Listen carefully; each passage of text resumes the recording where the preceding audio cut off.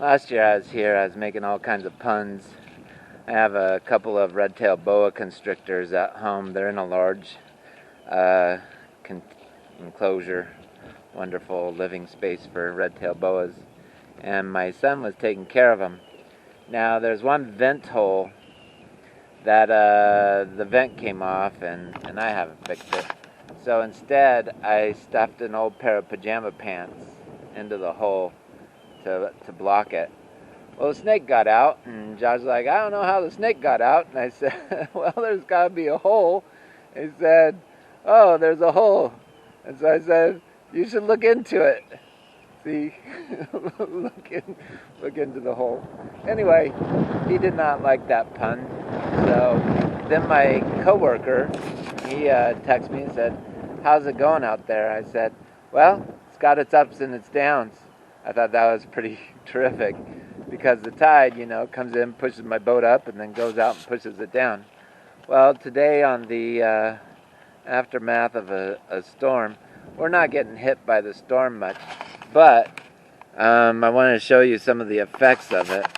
So the water has come up way high in the yard. Steve's car is usually parked right past Lucky. I saw it this morning, and the water was up to the floorboards. So I banged on Steve's door and asked him for his car keys and moved his car further up. My car is parked here normally, and the water was starting to encroach on the inner radius of my tires.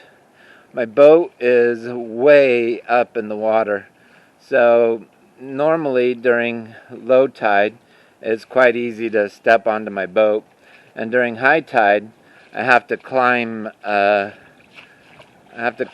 it to get in there. But this tide's super high. The water's almost up to the dock area here. This was my work area. It's got flooded. That's Fred's work area. I moved everything onto this pontoon boat. Shh, don't tell anybody.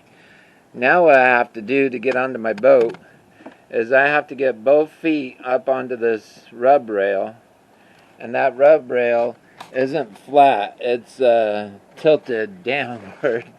I have to grab this stay and this stay and hope my feet don't slip, and then take a giant leap up to here. I've done it successfully so far, so I'm not too worried about it, but it is a challenge nonetheless. So, yep, you can see some things are in danger here. Fred's boat's probably okay. Jerry says that the water might rise 3 more feet. I think he'll still be okay. I moved my electrical connections up into the air. Hopefully nothing, shocking happens. And then this green boat that's due for destruction. You can see the water's already risen to the bottom of it. 3 more feet. That's going to put water into that hole. I don't think it'll go anywhere, but probably something that everybody's going to be watching. I'm now standing in water that comes up half my shin to get you this video.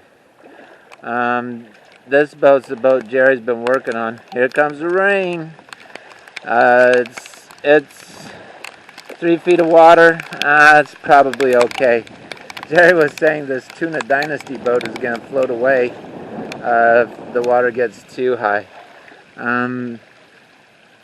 I don't know about that, but it is definitely got under the boat. It's risen to the floor of the boat, so I don't know how much more it can take. As the water comes up, the idea of where the boatyard begins and where the water begins, it kind of gets blurred. So I don't know. It's kind of a scary thing, but I don't know if you can see the difference. Oh yeah, So the darkness is coming. It's gonna be an interesting ride, riding this one out. I'm gonna stay on my boat, of course. I have nowhere else to go. So this will be me. Steve was talking about finding somewhere else to stay the night, but I don't know. We'll see how it goes. If you don't hear from me, it's probably because my battery ran out. Bye.